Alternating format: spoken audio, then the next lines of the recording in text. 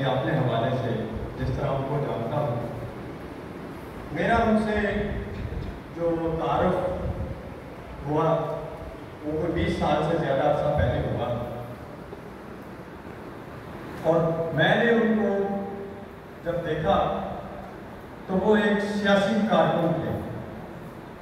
और ये उस वक्त की बात है जब हमारे इस समाज से सियासत का अंदाज बदल गया और सियासी कारकुन भी आहिस्ता आहिस्ता इस समाज से गायब होने लगे।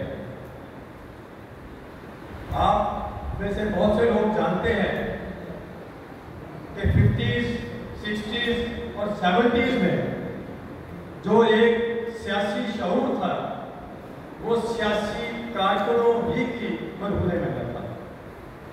सियासी कारकुन समाज का इंतहाई मुश्किल काम कर रहे होते हैं।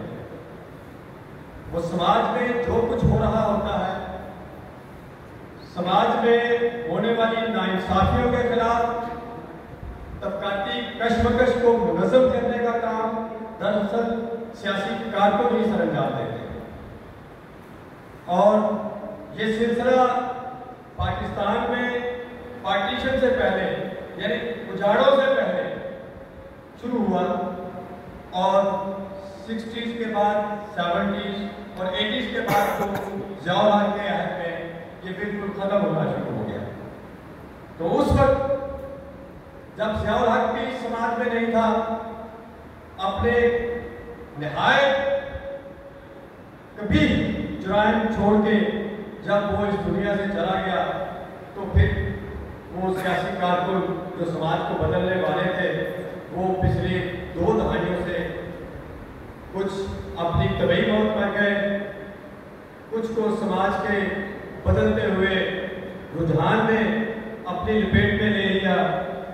मेरा मकसद मेरा बात करने का ये है कि हमने पीपल्स पार्टी का दौर देखा, उसके बाद नून लीग का दौर देखा और आज तक ये सिलसिला जारी है कि ये जमातें, बात चूंकि मैं सियासी कारकुन की कर रहा हूँ तो इसमें सियासी जमातों का तज़किरा होना भी ज़रूरी है।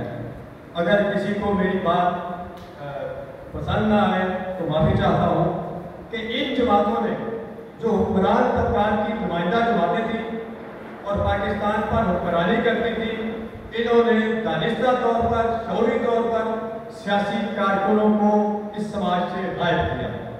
रिश्वत आम की,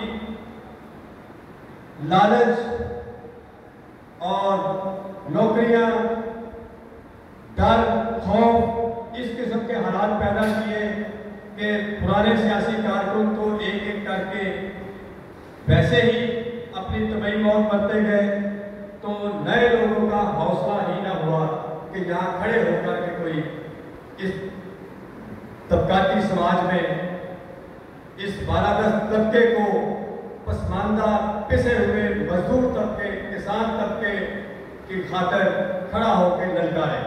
तो हुसैन नबी एक ऐसा शख्स था जिसको मैंने देखा कि वो ललकारता था।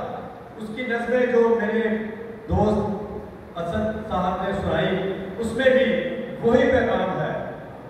तो मैं ज़्यादा वक्त नहीं लेना चाहूँगा, मैं बस यही अर्ज करना चाहता था कि वो मेरा एक सियासी कारकुन साथी था और मैंने जितना टाइम उसके साथ गुजारा उसने सियासी एक्टिविज्म नहीं छोड़ा, आखिरी वक्त तक नहीं छोड़ा।